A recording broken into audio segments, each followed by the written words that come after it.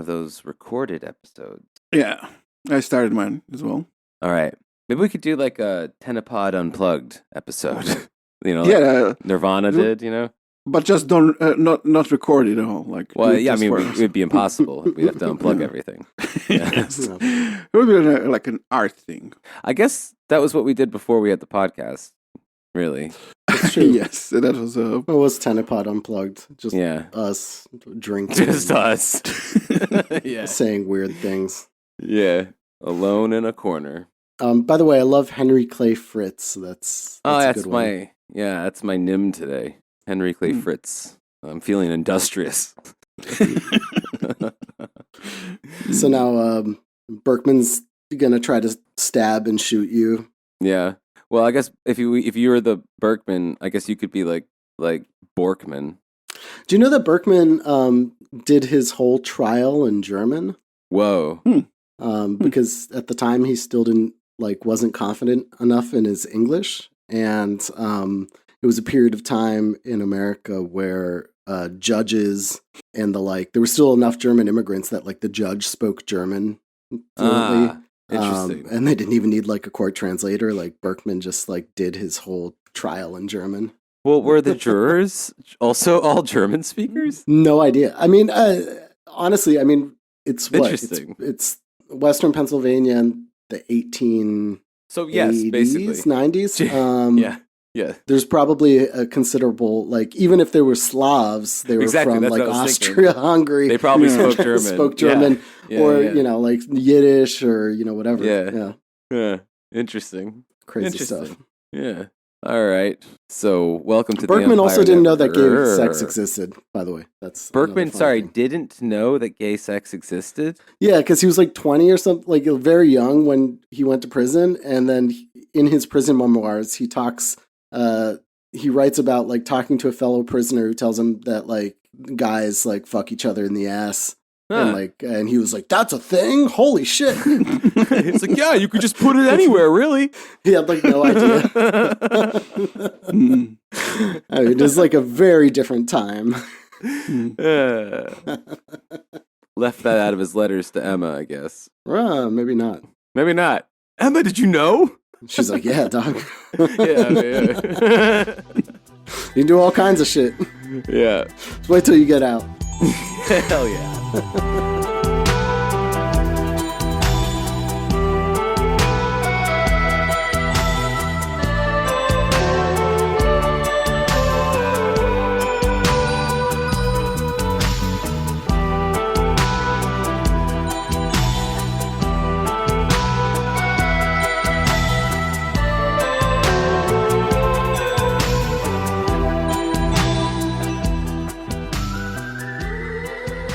All right, welcome back to The Empire Never Ended with Boris, Fritz, and Ray. Hello. Hey. We're back. We're healthy. Had a little sickness, a little illness. I was sick last week. If you noticed that we released a very deep cut, a very old episode. Yeah. Wanted to spread the sickness around a bit. That is because I was sick and just wasn't able to do the episode in the allotted amount of time that we have because we're crazy and do 2 episodes a week. Yeah. Whose idea was that? Ray. Ray's idea. That's the model. That's the model. Yeah, buddy. But here we are. Yeah. Also, I think it's the Ustasha's fault. There's usually some problems with them. Almost always. Yeah. Almost always. I can't tell if that's just me or there is the Ustasha curse. They are the curse. They are the Ustasha curse. They just kept on going. It's true.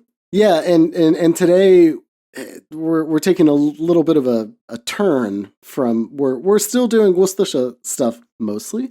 Thank God. As in I finished up that sub arc on Croatian liberation movement, Croatian national resistance, all that stuff. And I thought it was all behind us, but it's not. And indeed, we're going to see Pavelić this episode and Luburić next episode. All right. But at least this time we're leaving Europe and North America for a little bit. which is a refreshing. Australia again? Are we going back down under?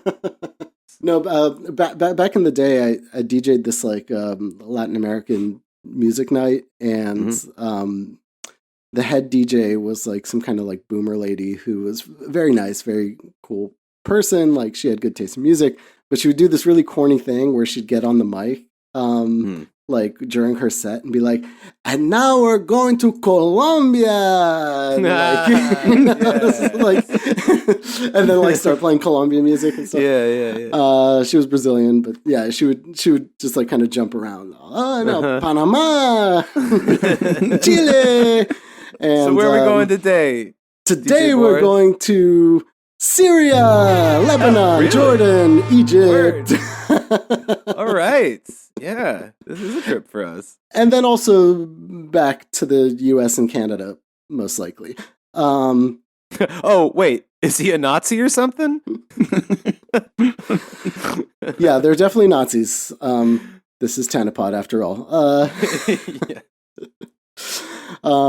But yeah, we're gonna talk a little bit about the activities of Bosniak or Bosnian Muslim collaborationists in World War II, or in the Cold War era.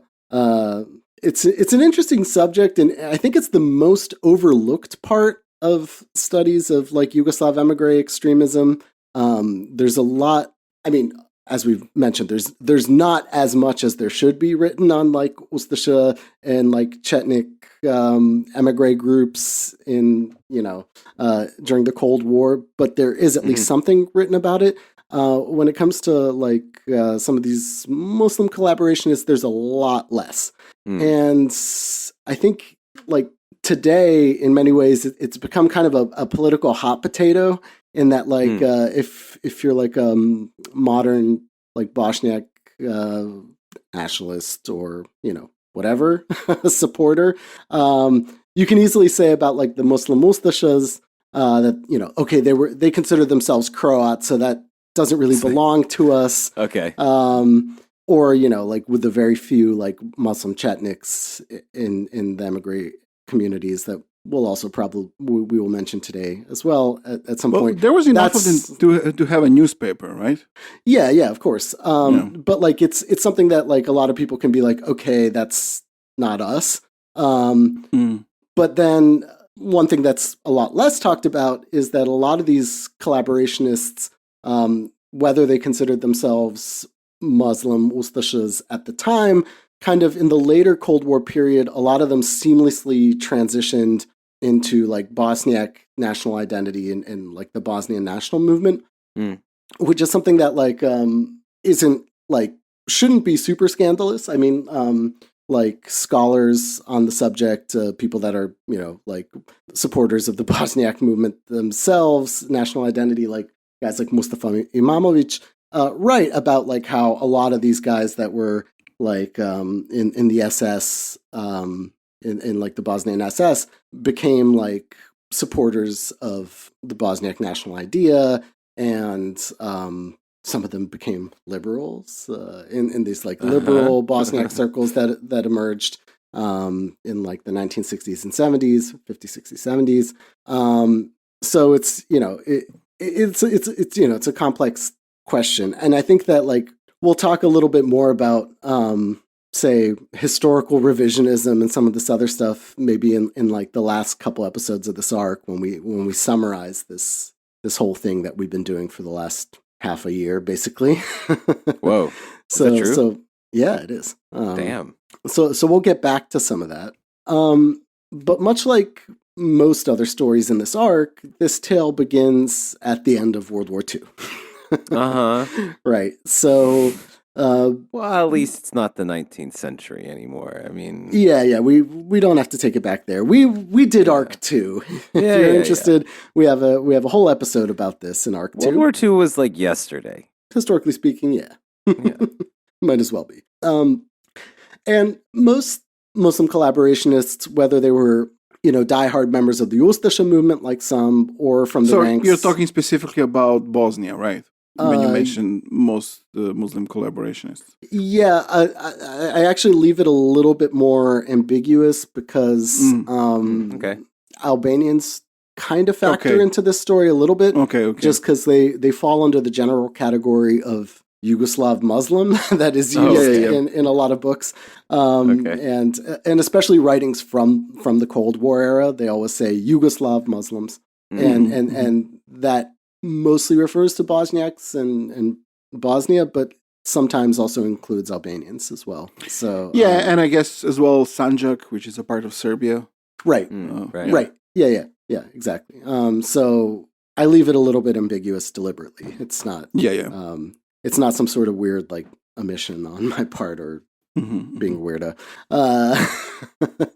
So whether it's like diehard Ustashas or members of the like Bosnian SS Handjar division, at the end of World War II, they all found themselves fleeing together along with every other collaborationist along the same routes that we've talked about many times. So, like, Bleiburg, for example, many, like, Muslim collaborationists, Ustashas and the like, were killed in Bleiburg.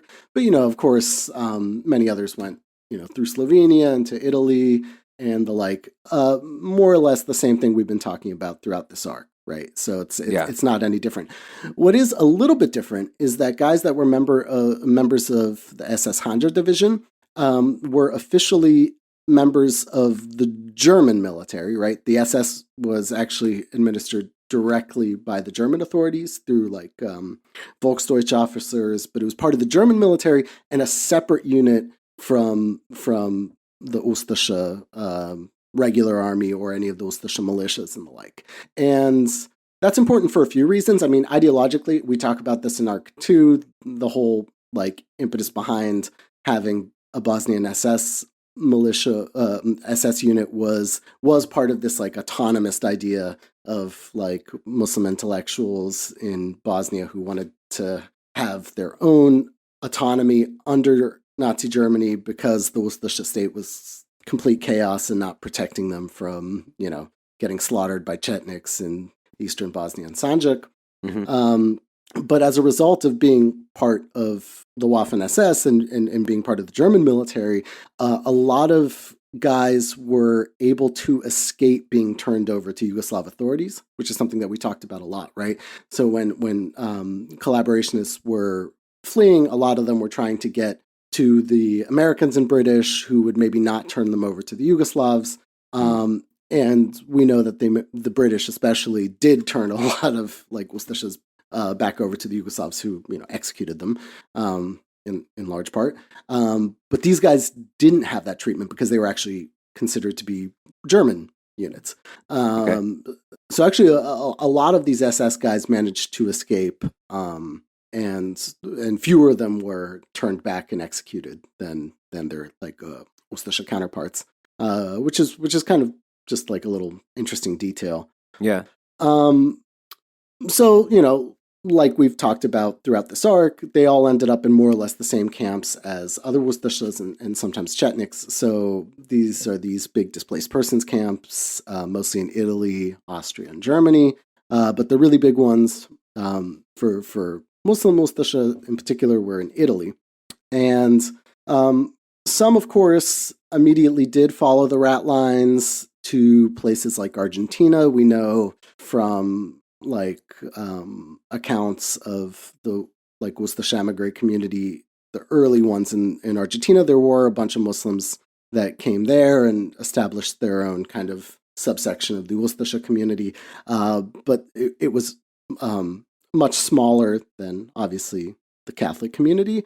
And a lot fewer of them went to the US, Canada, and Australia in the initial years. A lot would end up there later. But in the initial years, a lot of them didn't go there, right? So they were kind of, stuck in these camps. But fortunately for them, or maybe unfortunately, depends on how you look at it, because this isn't something that was that lived on super long. New options started to open for them in the Middle East. Okay. So by late 1946, and especially 1947 and 1948, the first waves of immigrants began arriving in Syria, Lebanon, Egypt, and Jordan. Among them, of course, were some very high-profile names like Džafer-Beg, who we talked about pretty extensively in Arc 2. But just as a reminder, he was one of the former leaders of the Yugoslav Muslim organization right in the lead up to World War II in Yugoslavia. Which was a political party. Yeah. Which was, a political party. He was very much affiliated with the kind of Croatian section of that, as in he advocated for the idea that Bosniaks are all actually Croat Muslims. His family was very well connected politically, not just like through his connections in the Yugoslav Muslim organization. His brother was a well-known Croat Muslim. His other brother became the Reis, the like head mufti of the like Yugoslav Muslim community based in Sarajevo during World War II. For about half of World War II, his brother was the head imam of the entire Muslim community, widely despised. It was largely seen as being like a political post in the sense that like a lot of like Muslim scholars and theologians and imams didn't consider him to actually be a real imam, and they said that he was like a notorious alcoholic, for example, and was like put in that position because of his connections, his familial connections that were well connected to the Yugoslav state, and then of course the Ustaša state too, because as we know from Arc 2, Džafer Kulenović became by the end of the war the vice president of the independent state of Croatia. So he was the second in command to Ante Pavelić by the end of the war, which is a pretty big deal, right? Yeah, and that like is something that we'll see again now in the Cold War era as well, like the importance of that. So like in the case of like Egypt, for example, we talked about in our small Albanian collaborationist episode that like we know that King Zog and other high-ranking Albanians went to Egypt after the war. That King, I think Abdullah was it, came from this Albanian descended royal family of Egypt. So obviously there was a connection to the Balkans there, and many people were drawn to Egypt. But on top of that, most of the imams, like the most like high-ranking imams in the Kingdom of Yugoslavia and afterwards, had studied in the prestigious Al-Azhar University of Islamic Studies in Cairo, both before the war, during the war, and after the war, because Yugoslavia didn't actually have a institution of higher Islamic education beyond like a typical madrasas until the 70s. Okay.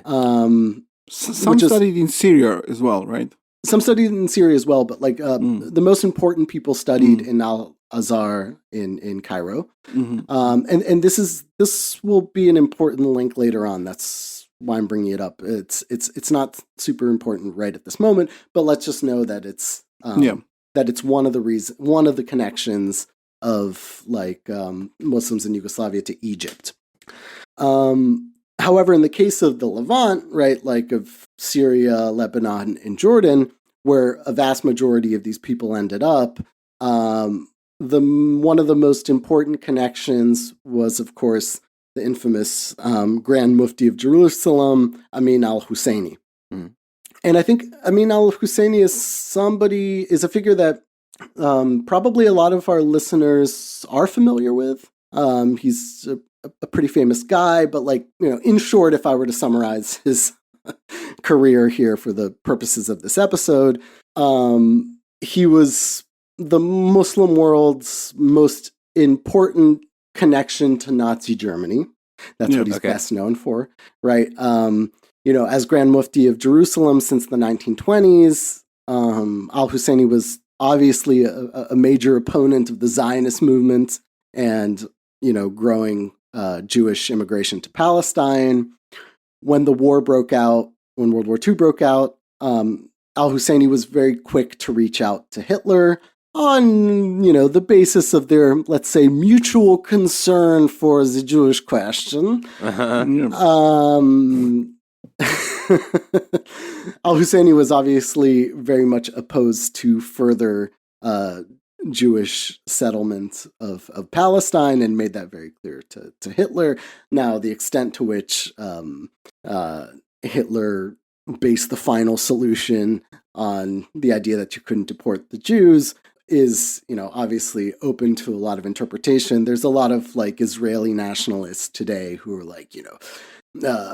al-Husseini caused the Holocaust and all this other stuff. But I mean, he did obviously work hard to block any further Jewish immigration to the Holy Land. But for the purposes of this episode, he's also very well known for being one of the main figures who is thought to be largely responsible for convincing German authorities to form Muslim SS divisions. And so, the two Muslim SS divisions in the Balkans, the Handjar division of Muslims, of Bosnian Muslims, and the Skenderbeg division of Albanians that happened later in the war. There was also a third one called Kama, I think, for a short while, right? I think, if I'm not mistaken, Kama was part of Handjar. Yeah, but I think it was made from a part of it, but it was a separate division for some time. I think it didn't exist that long, but yeah. Yeah, there was also a recruitment that was happening with Soviet Muslims as well, Azeris and other Soviet Muslims. And there was a Muslim militia in Sanjak in Serbia, which was affiliated somehow with the SS, but a lot of them were. So a lot of these Muslim militias we talked about this in Arc 2, but again, the Muslim SS divisions were founded because of this desire to have an autonomous military unit that isn't controlled by the Ustaša state, because of course they said that the Ustaša state wasn't protecting Muslims from being slaughtered by Chetniks. There is some a lot of historical revisionism that comes into that view as well, where it's the same thing with the Chetniks. They were forced into collaboration. They had no choice. But there's a great Bosnian writer who was a communist and maybe in some ways more Marxist than the official Yugoslav communist line, Dervish Susic, who once said that in his critique of this kind of revisionism of this desire for a autonomous Bosnia during World War II, says there was a legitimate way to protest, back in the day, and it was with guns and bombs in the woods. So I'm probably actually butchering his eloquent words, but that's more or less what he said. So yeah, of course, al-Husseini is largely thought to be responsible for convincing the German authorities to form these units. There are all these very famous pictures of him inspecting the SS divisions, his meetings with Hitler and the like. He did have considerable help from the fact that a lot of high-ranking Nazis were kind of Orientalist Islamophiles. Himmler and the some guys they're better warriors, and that was the thing. They racially had the spirit of the warrior, and right. And of course he had this other thing going for him, that he hated the British Empire, which is a relatively popular position. Who doesn't? In anywhere that the British set their feet, or didn't, yeah. Nobody liked the British Empire. Nobody really liked them. But, unlike a lot of other, big name collaborationists, of, which al-Husseini can absolutely be called a collaborationist with the Nazis. I mean, he enjoyed considerable support from them, helped form these SS units, their ideological education, all this other stuff. His career did not come to an abrupt end at the end of World War II, right? Because if you find yourself kind of wondering, gee, like 1947, 48 is an interesting time to settle a bunch of people in the Levant, you would be absolutely right. Because, if you know some basic history, you know that there was a little something else happening in the area in 1947 and 48, which is, the foundation of the State of Israel and the 1948 Arab-Israeli War. And of course, it turns out that al-Husseini didn't forget about his old allies in the Ustasha movement and the Bosnian SS. So, I mean, look at it this way. You have a war brewing. You have some relatively newly independent Arab states that are getting ready to fight the Zionists. And you know of a whole bunch of guys who were trained by the Germans in their most elite unit, the SS, right? And were battle hardened. It seems like a kind of natural... It seems only natural that you would try to recruit these guys to come and, defend the Holy Land from the Jews. I mean, they're definitely going to be committed. Yeah. For one reason or another, they're sitting in a bunch of camps in Italy and Austria with not a hell of a lot to do. Sure. This might seem like a pretty appealing proposition. And, that's exactly what he did, right? So from 1947, late 46, then 47, 48, thousands of Bosnian Muslims were moved from these camps in especially Italy to Lebanon, Syria, and Jordan. Now, it would be incorrect to say that it was just al-Husseini who was doing this recruitment. That's from what I understand, not exactly true. He did a lot of it, and he convinced a lot of these governments to try and recruit there. But all of these governments had their own agents going to these camps and proposing various offers. So from what I can ascertain, most of them ended up looking something like this.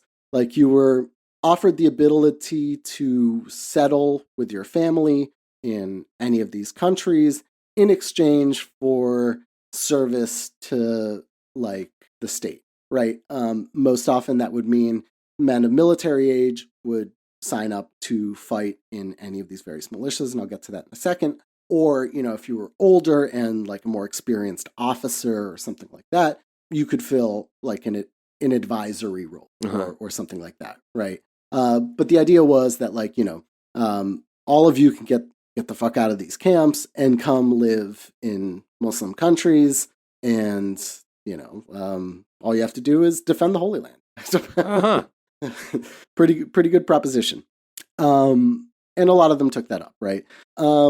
So some of these fighters, like I said, were recruited by al-Husseini himself, and those ones that were fought in his own militia. He had his own militia called the Army of the Holy War, which I'm just not going to attempt to butcher Arabic and try to say the real names, because for all of your sakes. Sure.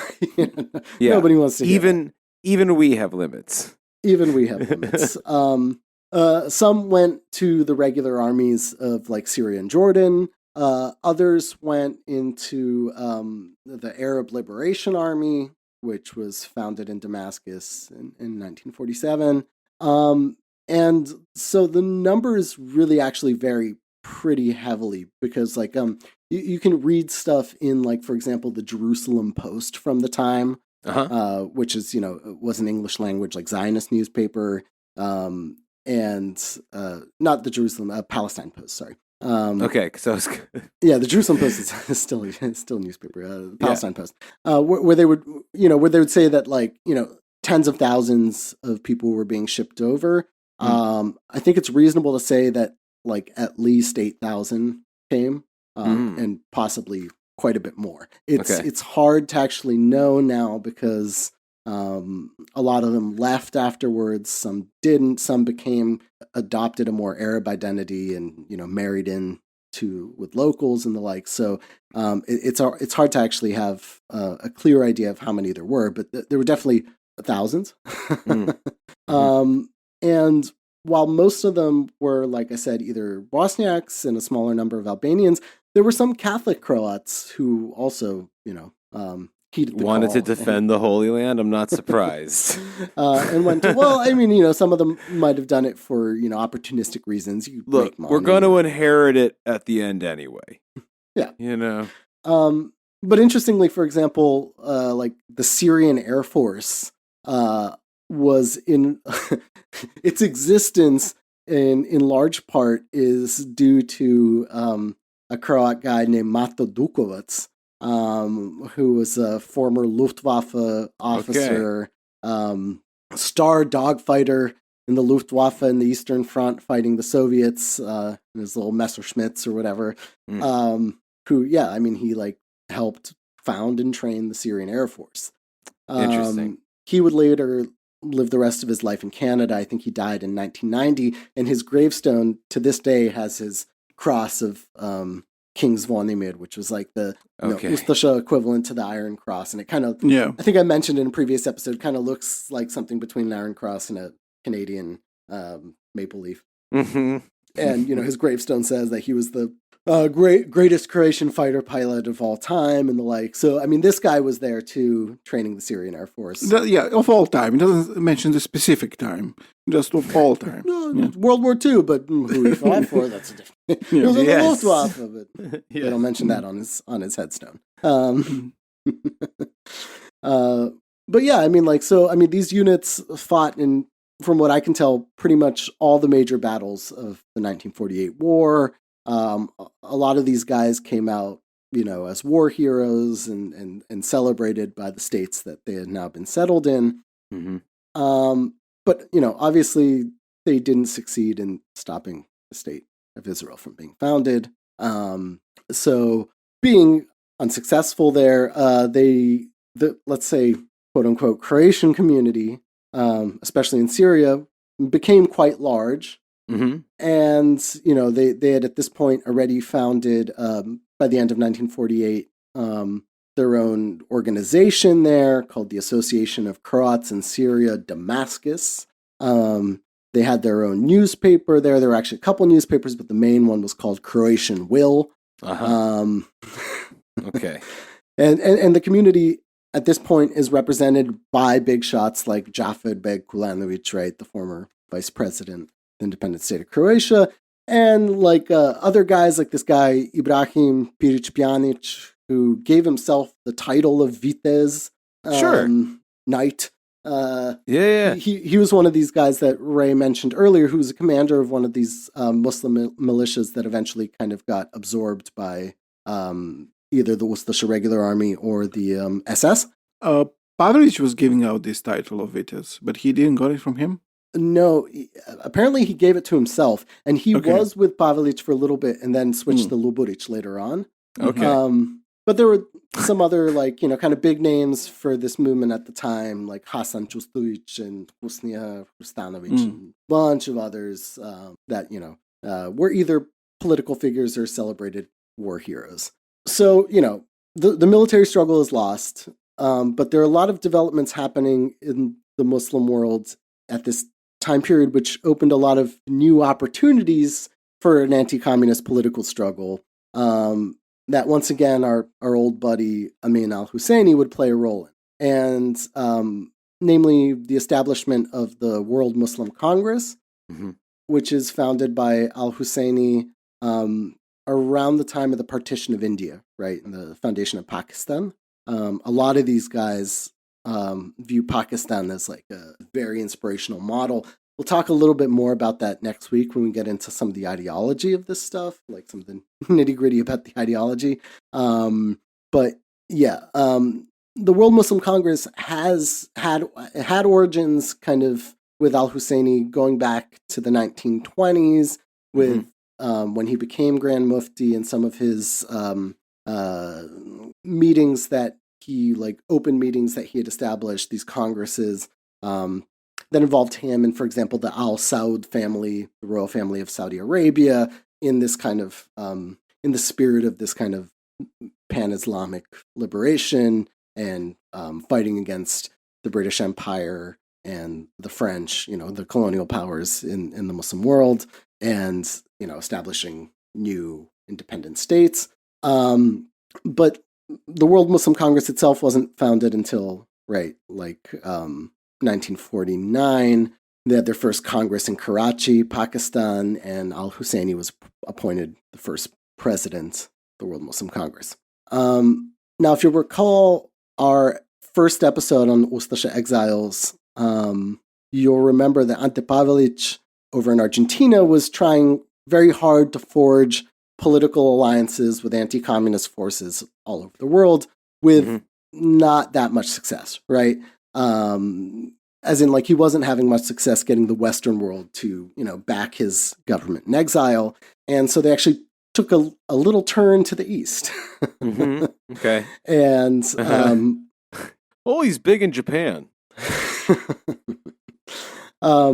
Because, they saw that, this World Muslim Congress with their ally al-Husseini was doing some interesting things in places like Pakistan.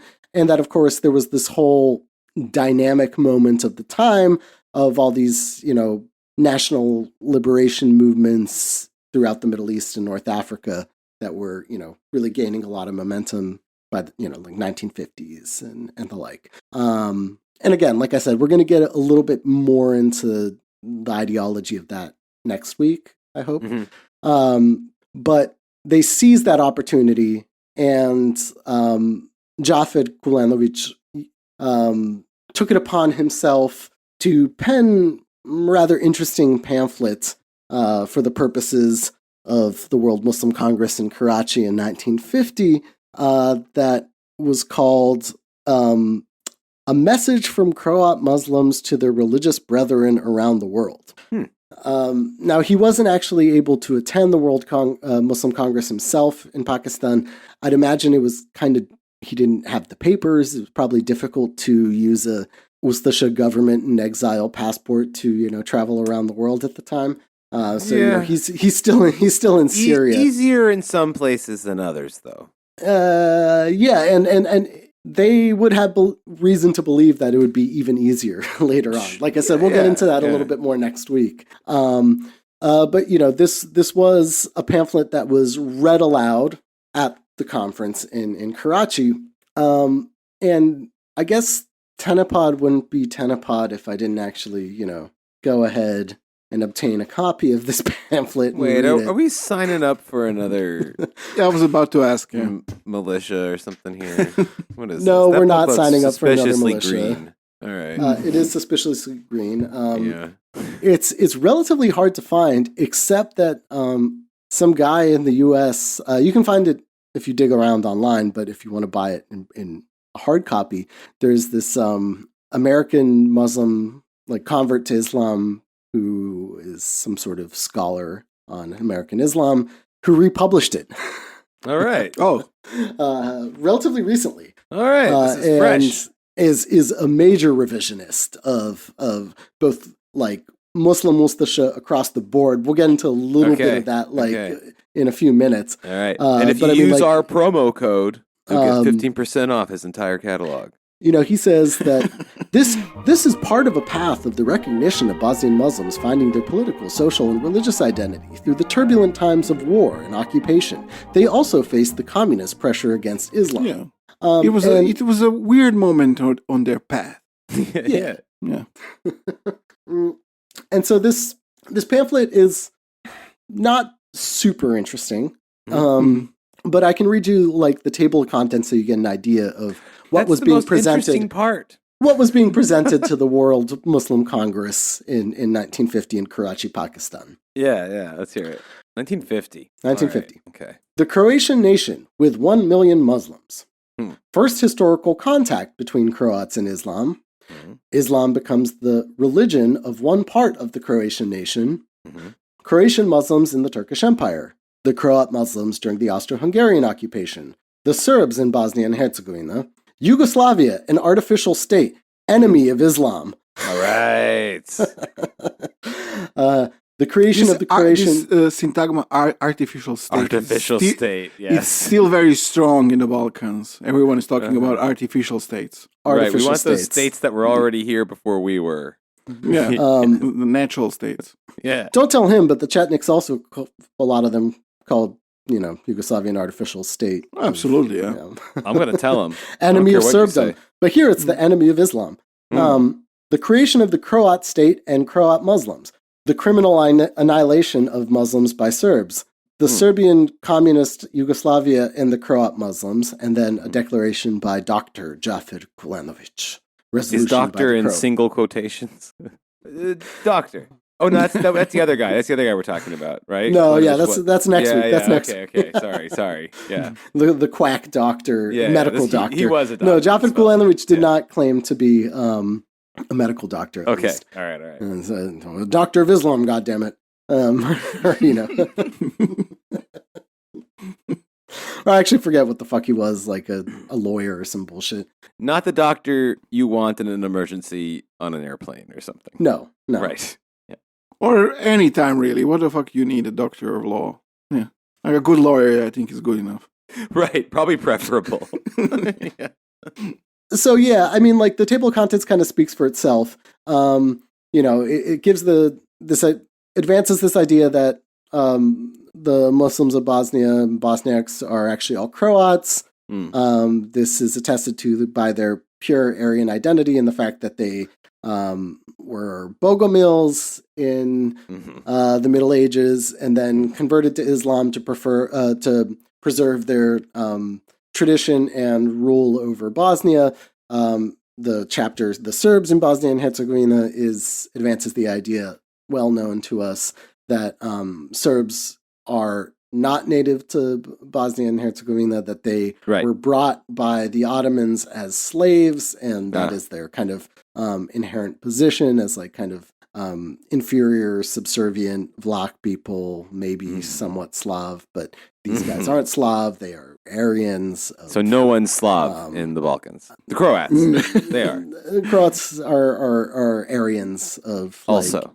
Okay. Yeah, Ironic and maybe Gothic origin, depending on who you ask. Well, okay, but the Bulgarians aren't Slavs either, apparently, right? Because they're Turks. No one's Slav. Yeah. No one's Slavic in the Balkans. They don't exist. So everybody just ended up speaking Slavic languages by accident. For no reason.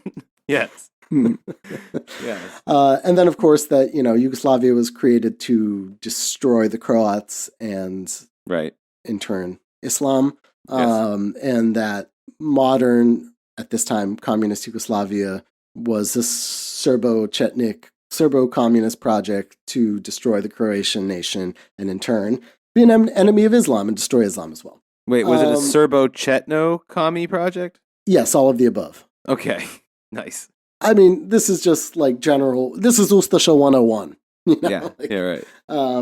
But yeah, I mean, this is a text that was directed towards the Muslim world to try to gain favor of a lot of these like newly independent Muslim states to recognize the legitimacy of like the Ustasha government in exile, and it's by most accounts not at all a coincidence that Džafer Kulenović was appointed as the president of the government in exile.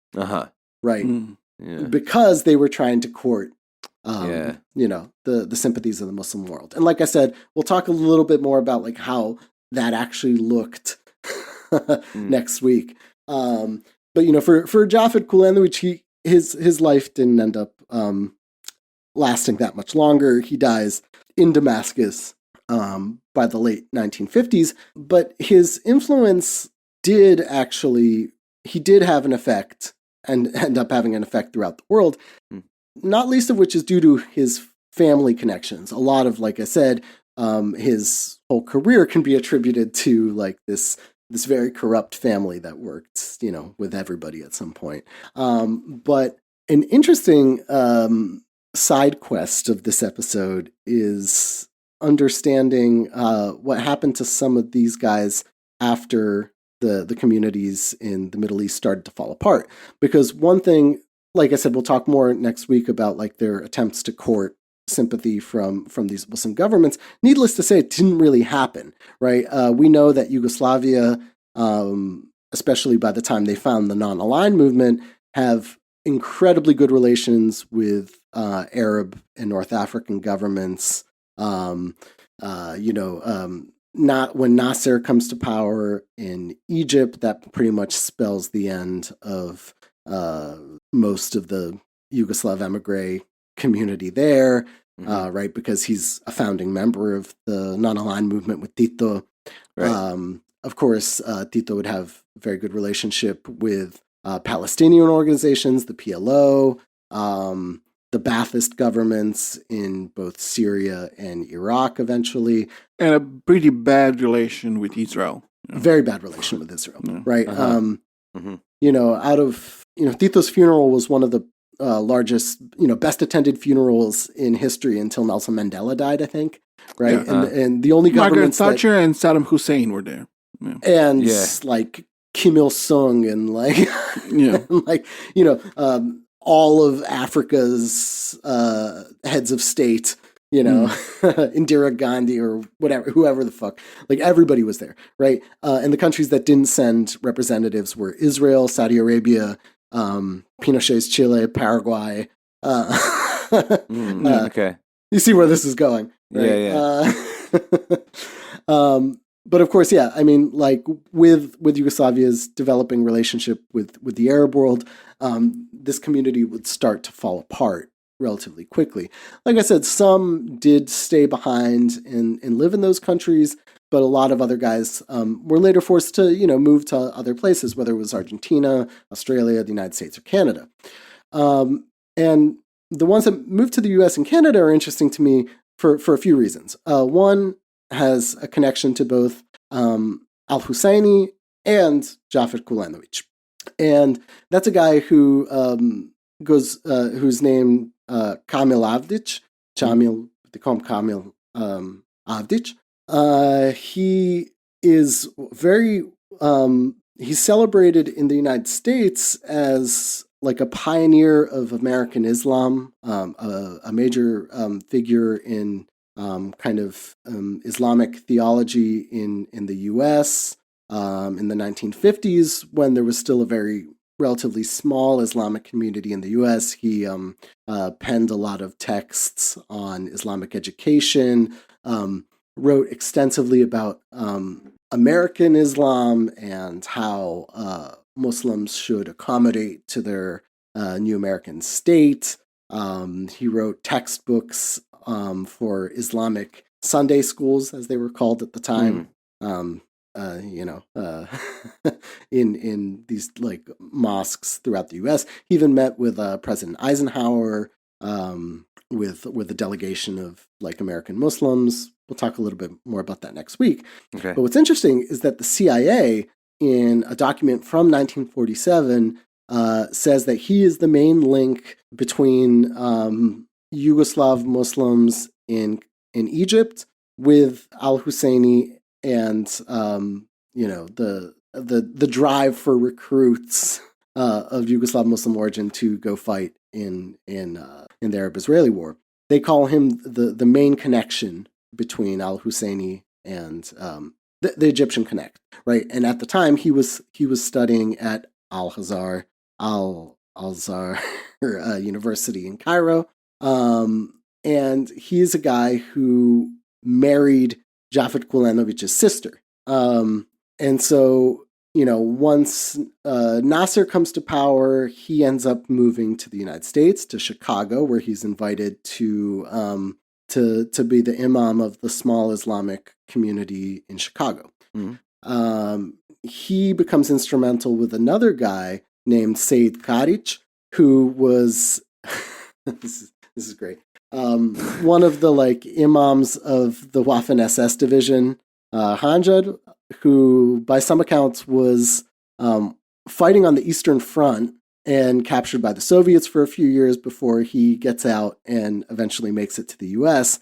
And so let's just recap again real quick. So these guys end up founding one of the first major mosques in Illinois.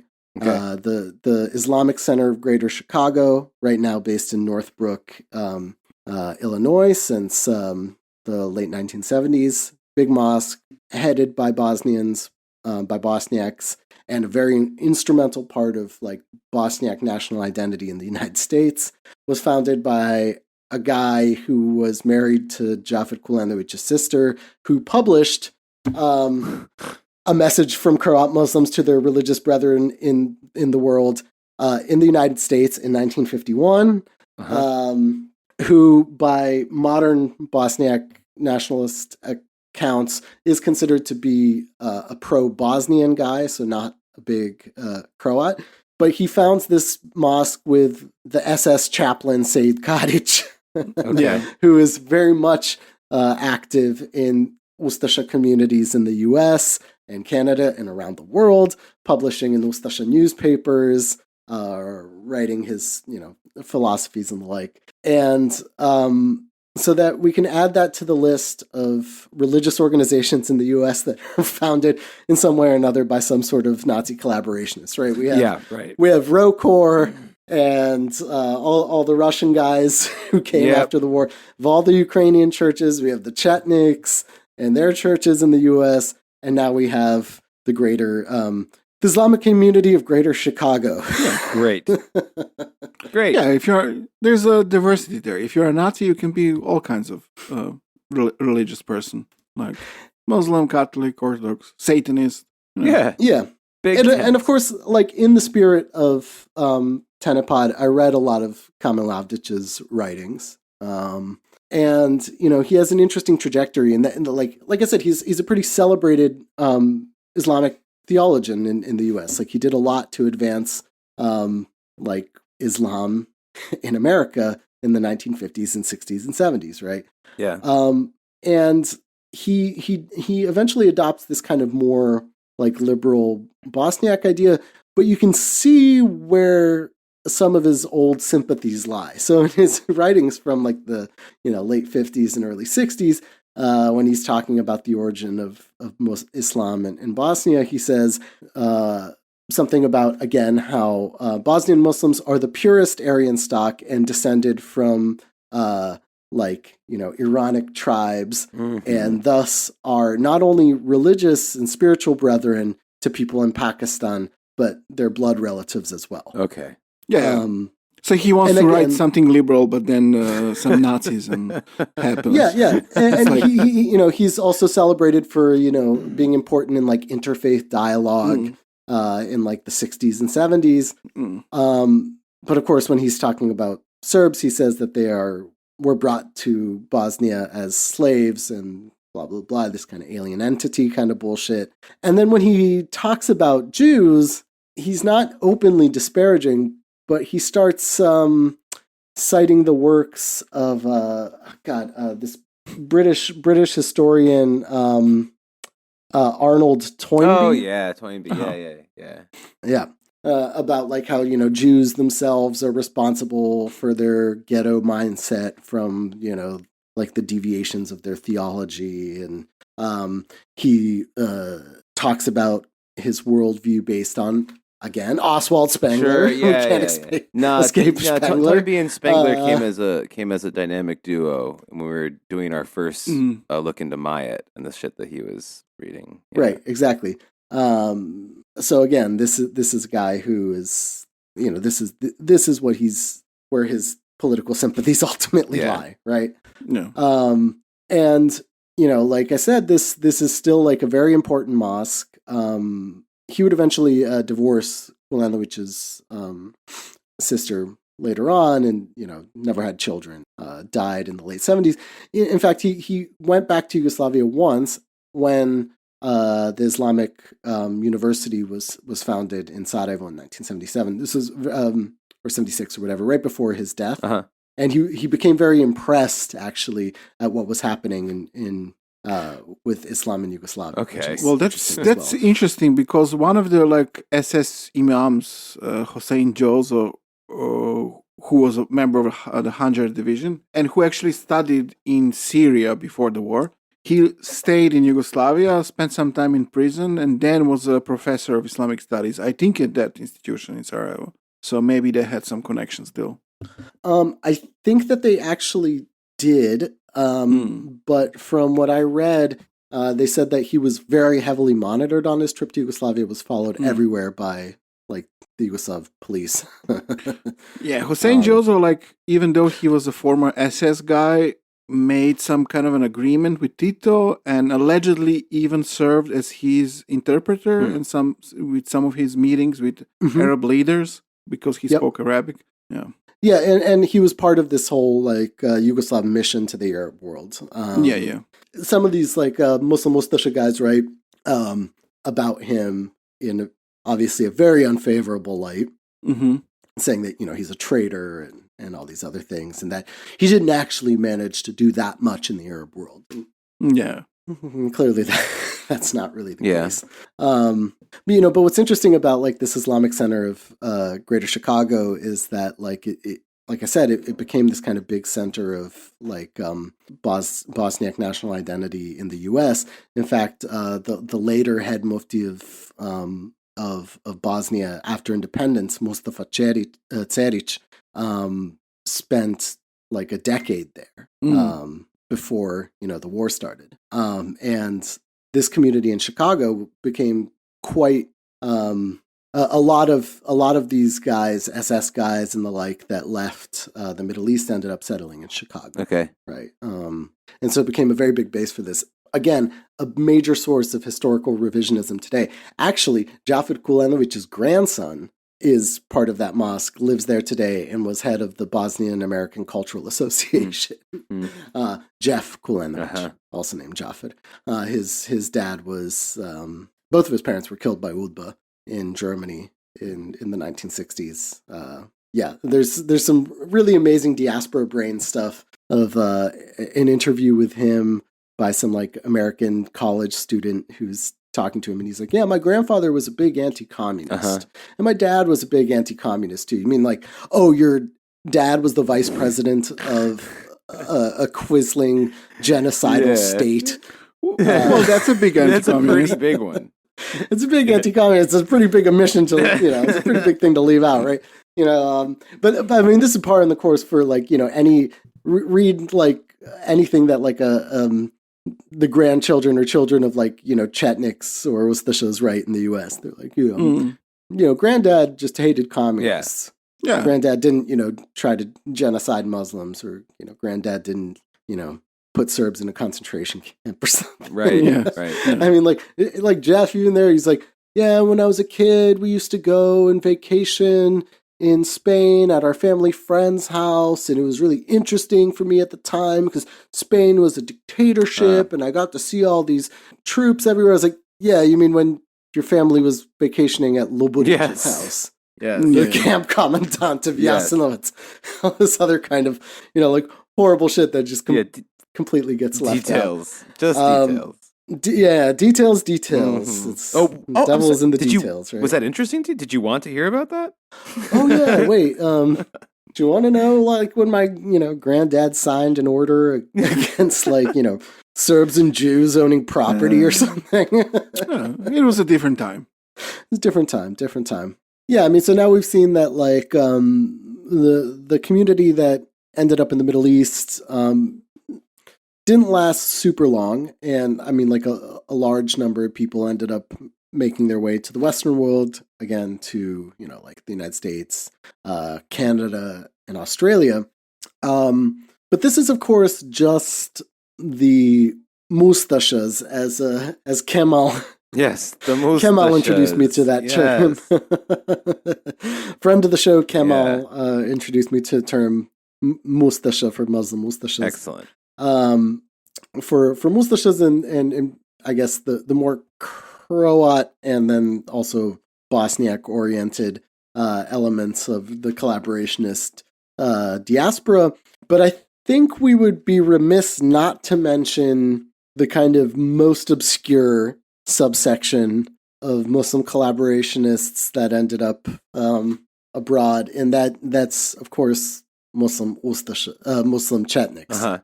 Wow, that's a harder one. that as we mentioned in Arc 2, were not very large in number to begin with, but probably because all of the massacres of Muslims that the Chetniks did. Yes, exactly. And yeah, became rather hard to align oneself. Any Muslim Chetnik's kind of a surprise, really. Yeah, I mean, we talked about some of them in Arc 2, and there were some that were like, relatively high up and whatever, but, we talked about a legend, Mustafa Golubic, who is a Muslim Chetnik and also like a communist. Yeah, that's different, though, because he became a communist. Yes, that guy. I forgot about that guy. What a freak! Oh my god! Yeah, that was the. How could you forget about Golubic? It's literally unforgettable. It's been a while now, but man, it all just came rushing back now. Yeah. But he was from a different time. Guy. He was from a different time. I mean, and he comes from a time that some of these guys come from, when Serbdom was popular with some Muslims, especially in certain parts of Bosnia. That started to be less of a thing as Serbdom developed into like a really more exclusively Orthodox thing. And this has a lot to do with like the role of the church and especially guys like Velimirovic that we talked about in this whole like cult of Saint Sava and all this other stuff where it became kind of very difficult to be a non-Orthodox Serb. Nevertheless, there were some, and it's interesting for me for the purposes of this conversation for a few reasons. One is that there were enough, at least, to form a newspaper, like Ray mentioned, and they got criticized a lot by everyone. Okay. So they get criticized a lot by Muslim Ustashas.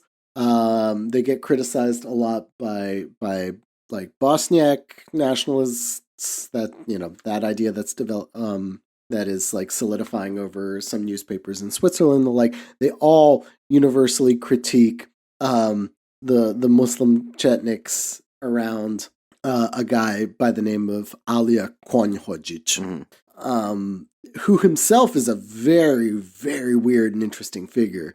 So he is born originally in the same town that Luboric is from, in Herzegovina, where actually a lot of these guys come from that we talked about in this arc.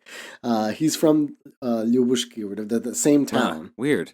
And, again, Tenepad being Tenepad, I did track down finally some of his writings from this fucking Muslim Chetnik newspaper called Bratstvo, based out of Toronto, Brotherhood. And read some of his writings about himself and the like. And so, it's also really interesting to me because he mirrors what some of the Muslim Ustasha guys say, but from the opposite perspective. Okay. So he's from this town that is majority Croat, like Catholic, majority Catholic. And, by his own account of his life, he comes from like a relatively kind of prominent Muslim family there. His name, Konj-Hodzic, sounds kind of funny in Serbo-Croatian because Konj means horse and Hođa is like imam.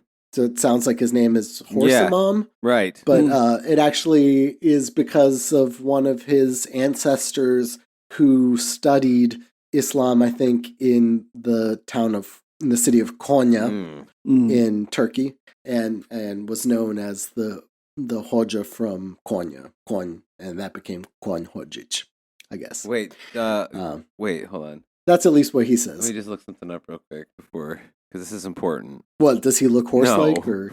Does he?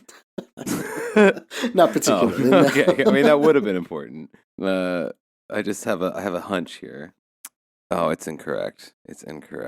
Okay, well, I was thinking because, we had our Hungarian friend come by, and Konya is kitchen, and I was wondering if that maybe was a Turkish word, which would be fun, because then he'd be the kitchen imam, which would be an amazing YouTube show, and I'd definitely watch it.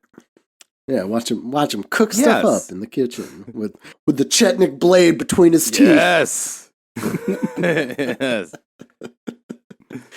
By his own account, he says, he's from this majority Catholic town, in which he says that Orthodox and Muslim Serbs got along very well together because of their shared problems with like the majority Catholic community in which they lived. He was in the Austro-Hungarian army in World War One. Was in a prisoner of war camp and got involved with like kind of pan-Slavist revolutionary ideas. Okay. He was one of the earliest members and one of the greatest proponents of Orjuna, which we talked about in Arc 2. Maybe Ray, you can just Organization remind us. Organization of Yugoslav Nationalists was like a proto-fascist group that advocated Yugoslav integral nationalism. Like they didn't believe that Serbs and Croats as separate nations should exist, and they existed in the 1920s. Yeah, and so he was an early member of Orjuna, and as a high-ranking and early member of Orjuna, he was sent all over Yugoslavia to do things. He claims that when D'Annunzio founded his famous republic in Fiume, that he was responsible for gathering a number of volunteers to go smash D'Annunzio's republic, from which he claims that he recruited from former members of Young Bosnia, and including, he says, a lot of Muslim Serbs and patriotic Yugoslavs that were going to go and smash D'Annunzio, and that they started training an armed unit that eventually was never sent there. It's an interesting story nonetheless, because when we talk about his role later on, it's interesting that he mentions Young Bosnia, because he's somebody that's affiliated with Serbian National Defense. Okay. Later on in his life, and probably actually also at this time. And so, my conspiracy brain started ticking away and thinking of Ray and and his, really wonderful episodes about, the Black Hand and Serbian National Defense. Either way, he says that by the time World War II rolled around, he came to understand that his previous integralist Yugoslav nationalism of Orjuna was incorrect, and that he realized that that Serbs have no future with Croats, and that Croats are the eternal enemy of Serbs, by which he also includes Muslims, because he's speaking from this Serb-Muslim perspective. Okay. And he says that like all of the Muslims that joined the Ustasha movement were duped, and traitors and incorrect, and that like he saw, because of the atrocities that the Ustasha state committed on Serbs, that there was no other solution but to support the Chetniks and Mihailovic's movements and the king in exile. Wait, I could have sworn there was another choice, though. Am I wrong? Am I crazy? You mean the only legitimate protest was done by bombs and guns in the hills that I mentioned earlier in this episode? That was not an option for him, because that was a Croatian plot to enslave Serbs. Yeah, of course. I keep forgetting. And so, by the end of World War II, he ends up obviously abroad, in the same camps that all these other people are in, that we talked about this entire arc. Except that, he ends up going to Canada. I spent some time abroad. And settling in Toronto, where he founds this Serbian Muslim newspaper called Brotherhood. Yeah. And I gotta say, it's like I said, track it down. It was difficult to do, and I read through a lot of it, and I was deeply disappointed. There's the Tenepod motto. I researched something for months, and it sucks worse than I thought it did. Well, like, when I started it, like it opens with a picture of the king, King Alexander, actually, and then a picture of Draža Mihailović, and then a picture of famous Bosnian literary figure Osman Džikić, who, in the 19th century was like a proponent of like Serb Muslimdom, whatever. And I was like, okay, this might be promising. And it was really, really, really fucking boring. Yeah. Because like compared to like these Muslim Ustasha texts, and especially the Muslim Ustasha texts that eventually become like Bosniak nationalist ones in like the 60s and 70s, where they have like really like cutting edge interpretations of current day events and like Ustasha anti-imperialism and pan-Islamism and all this kind of stuff. They're really like up to date with what's happening in the world. This is like a throwback of like an old guy writing texts and like there's not enough guys contributing to his newspaper to come out with enough original. That was text. my thinking as well. So they end up how many people they can end they up get republishing together? Yeah, they end up republishing a lot of like other contemporary Chetnik emigre authors, right? Lazar Kostić, a bunch of, you name it, they're in his newspaper at some point. And then he has his own editorials in which he, elaborates on the fact that like everybody knows that Muslims in Bosnia are Serbs. Right.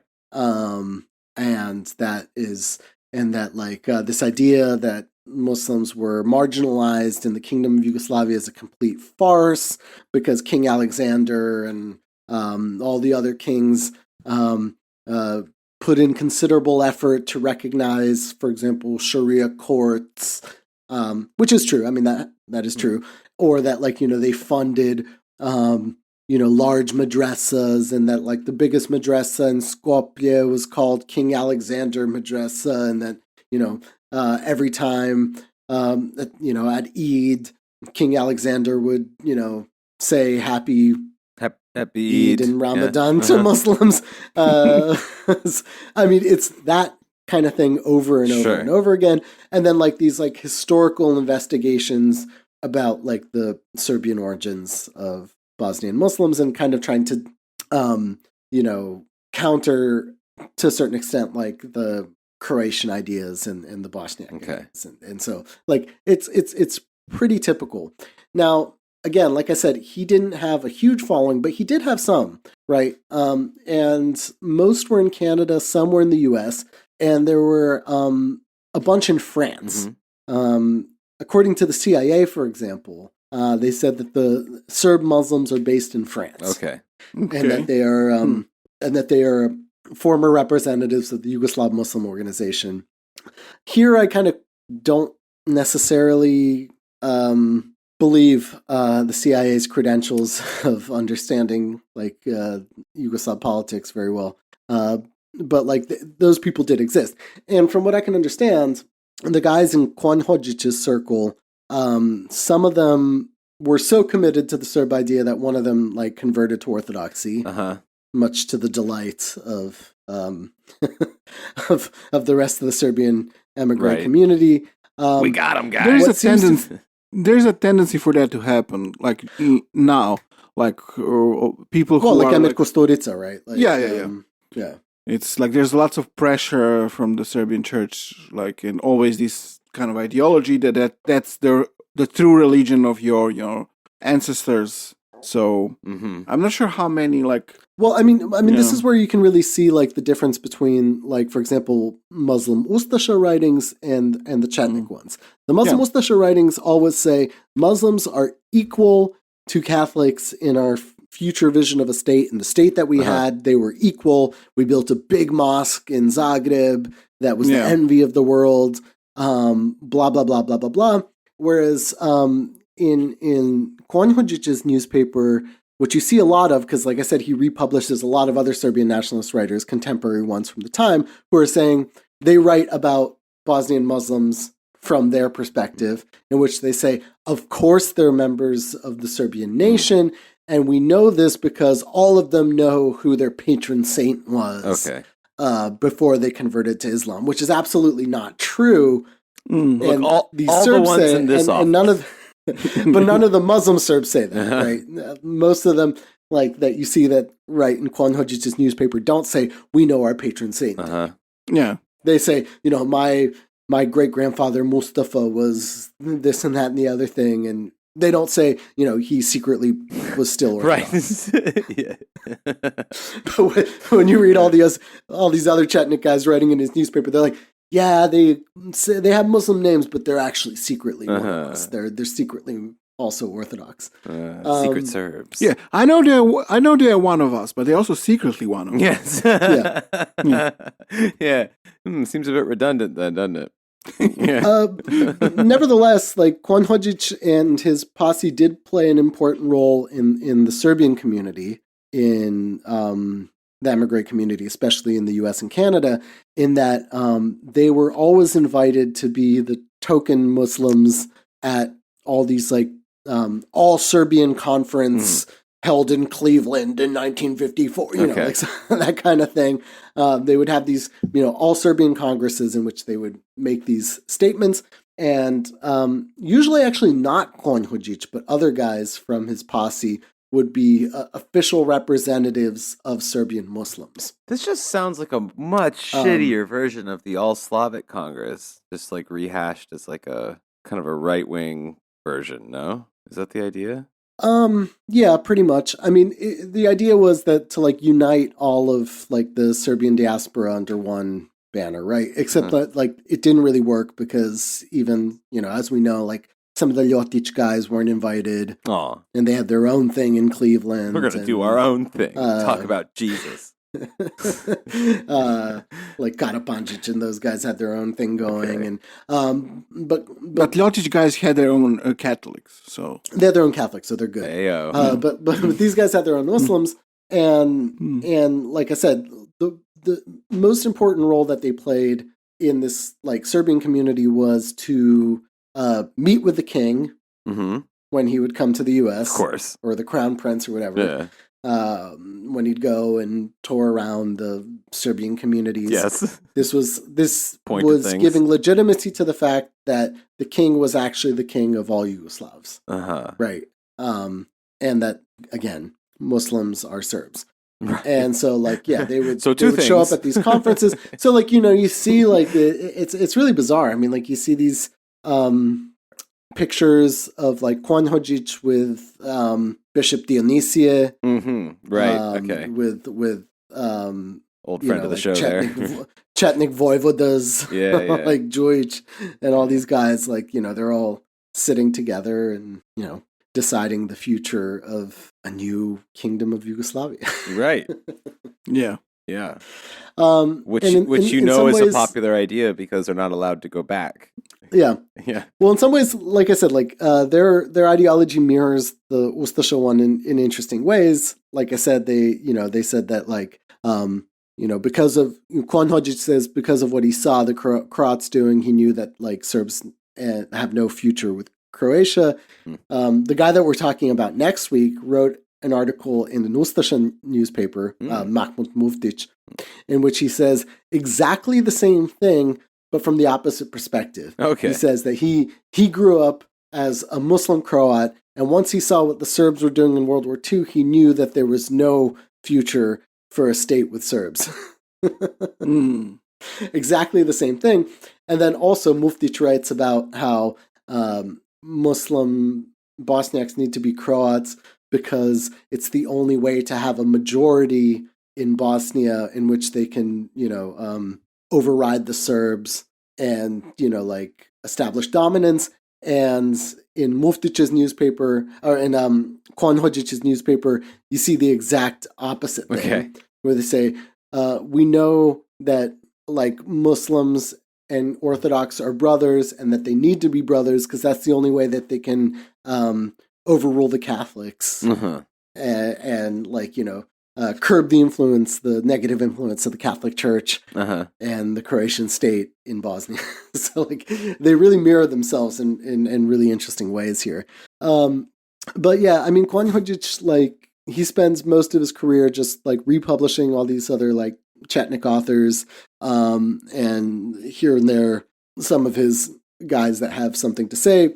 I dug up an article from a Canadian newspaper at some point in the 60s where he said that he was a target of assassination by Croats who tried to kill him because he's a Serb of Islamic faith. I think that he was a pretty vocal but obvious minority in even the Muslim community in Canada. Yeah. Because Toronto was also home to a Croatian Islamic center that later became a Bosnian Islamic center. Okay.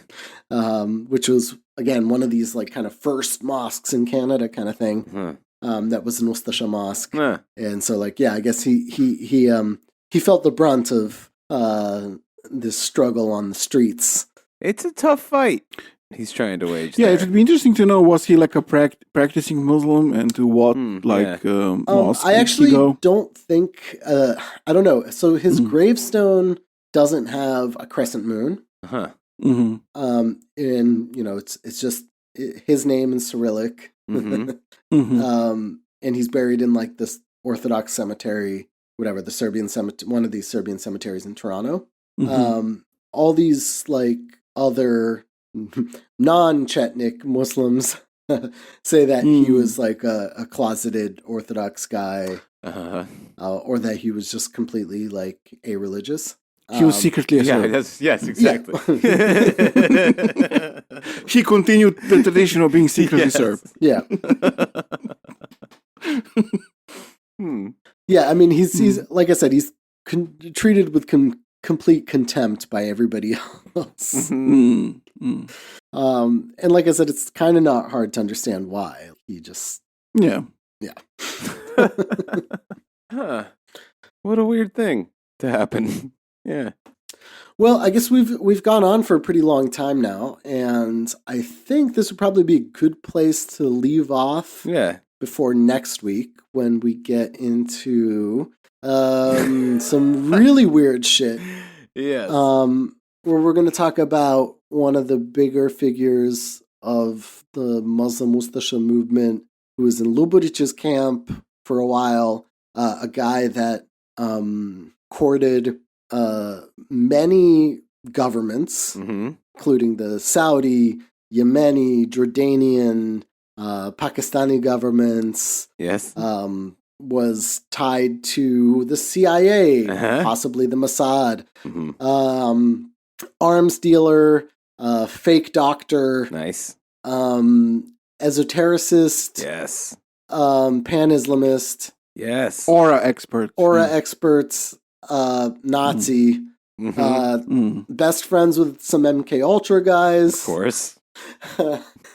So yeah, but I also hope to like that we're gonna get into some of the stuff that we left out of this episode in favor of just like kind of giving a summary of what was going on. Like I want to get into some of this like Muslim Ustasha, anti-imperialism, their ideas about India and Pakistan, Algeria, Egypt, and beyond. The people want to know. Right. We want to know. I certainly hope so, because I found this like in all of the research that I've done in this arc, this was possibly the most fun for me. Yeah. Because it was the hardest to dig up, and there was like so much unexpected stuff. Yes. There. Yes.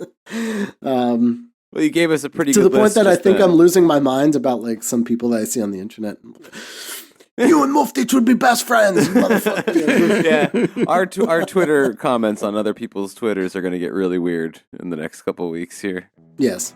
Yeah. If we ever decide to use the internet like we're supposed to. Oh, right. Yeah. Well. All right. Well, that's all for this week. That's it. All right. See y'all later. Bye. Yep. Bye.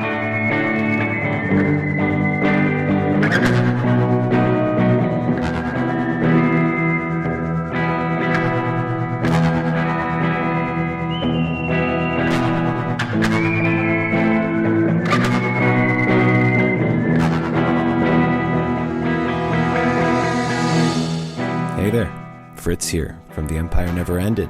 This has been one of our weekly free episodes for free people. But for premium people, we also have weekly premium episodes, which you can get at patreon.com/tenepod, TENEPOD, and also follow our various social media things in the show description there. Like and subscribe them. Follow them. Like and follow and subscribe. Follow them. Do it.